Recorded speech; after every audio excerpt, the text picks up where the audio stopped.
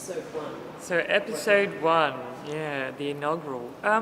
It's really about interrogating some sort of held beliefs in design activism and activist practices. And I think that, so I've been doing it for about 20 years, particularly within Australia.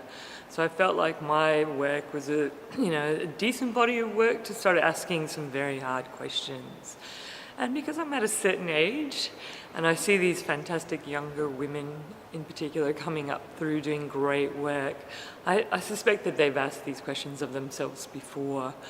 But I haven't. So today is really about me posing some bigger questions around design activism, around public space, around intersectionality, around a whole range of themes, and using a couple of my projects across the 20 years to sort of demonstrate the polemics.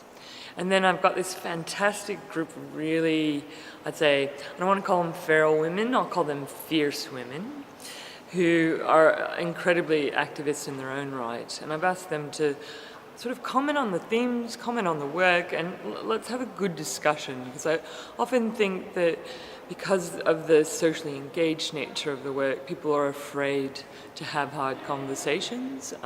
They're afraid to sort of critique the aesthetics of work sometimes. And so today's about that. It's very important that non-Aboriginal Australia understand that we do challenge each other as well as Aboriginal people.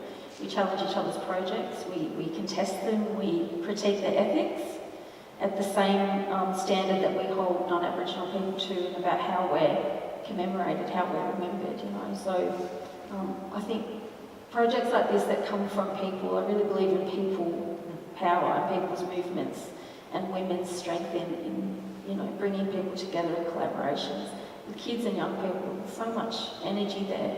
And I really get a lot of hope from, the next generation. I guess class, race, the classic class, race, gender, they're identity categories. They're ways in which a person looks at another person and makes certain judgments and expectations, and socially and culturally expectations about behaviour and identity and a whole lot of other things. And of course, none of those apply to a rabbit or any other species of thing.